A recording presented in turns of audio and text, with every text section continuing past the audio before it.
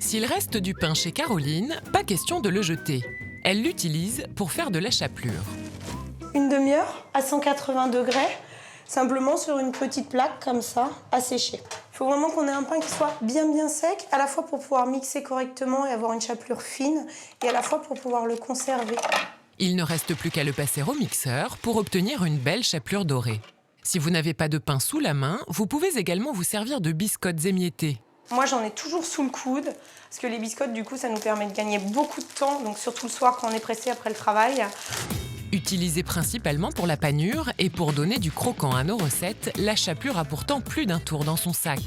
Elle peut être utilisée dans des gratins ou des fritures et peut même remplacer certains ingrédients dans des recettes étonnantes. Dans le commerce, on trouve aussi une chapelure japonaise originale, le panko, encore plus croustillante que notre chapelure traditionnelle. La chapelure, c'est l'ingrédient magique pour faire croustiller vos recettes, qu'elles soient salées ou sucrées. Après avoir mixé son pain, Caroline s'attaque à son menu. On va réaliser un gratin de citrouille et puis on va s'occuper également des escalopes à la milanaise. Elle prépare un gratin à base de pâtes et de morceaux de citrouille rôtis au four, le tout parsemé de chapelure. C'est son astuce pour remplacer le fromage râpé et alléger la recette. Là, c'est repas light et c'est suffisant, surtout avec les escalopes qu'on va faire revenir dans le beurre. Pour ces escalopes milanaises, Caroline a décidé d'aromatiser sa chapelure pour lui donner plus de goût. Et alors là, pour apporter une petite saveur supplémentaire, je vais ajouter des tomates séchées.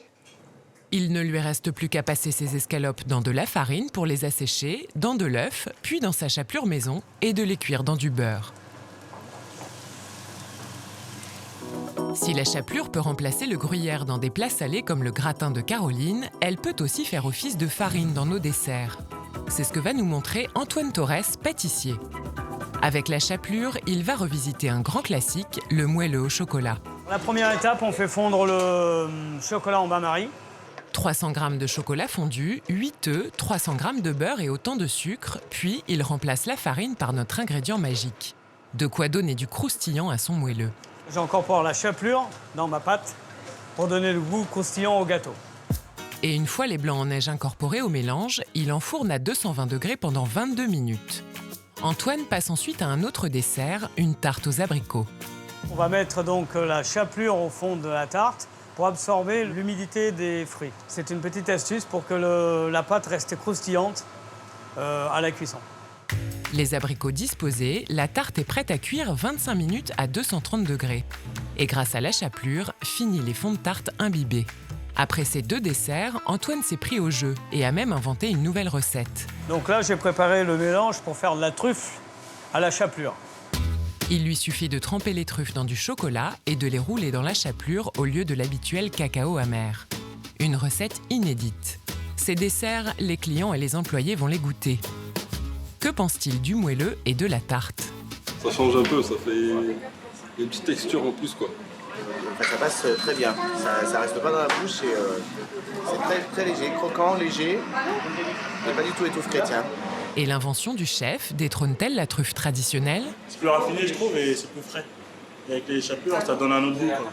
C'est moelleux à l'intérieur, c'est croquant à l'extérieur, c'est bien frais. Ça donne un bon goût. La chapelure se prête donc aussi bien aux recettes salées que sucrées, mais il y a encore plus étonnant. Une chapelure exotique très utilisée au Japon, le panko. C'est Flavien, passionné de cuisine asiatique, qui va nous la faire découvrir. À base de farine de blé, de farine de soja et de levure, le panko est une préparation aux miettes de pain cuisinées. Elle a l'avantage d'absorber moins de graisse à la cuisson, car elle est plus épaisse que notre chapelure traditionnelle. Et elle est encore plus croustillante. C'est une amie qui m'a parlé du panko parce que j'aime beaucoup tout ce qui est produit japonais, je fais mes propres makis, mais je m'étais jamais vraiment lancé dans tout ce qui est à base de friture. Et depuis qu'elle m'a fait découvrir le panko, du coup je l'utilise plus facilement parce que c'est moins gras, quoi. Flavien et son chapeau vont nous préparer des crevettes panées au panko. Après les avoir décortiquées, ils les passent dans de la farine, dans de l'œuf et dans la fameuse chapelure japonaise.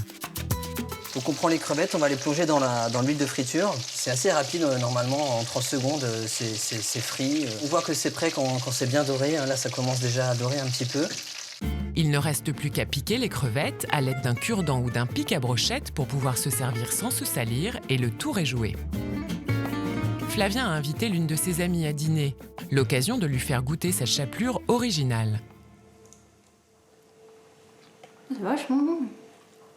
Eh ben moi je suis très content, c'est ce que j'attendais, c'est très croustillant, c'est très savoureux, il y a beaucoup de goût. C'est plus fin, et déjà en apparence, et puis au goût, c'est quelque chose c'est plus raffiné. Version exotique ou traditionnelle, la chapelure vous permettra de revisiter toutes vos recettes, qu'elles soient sucrées ou salées.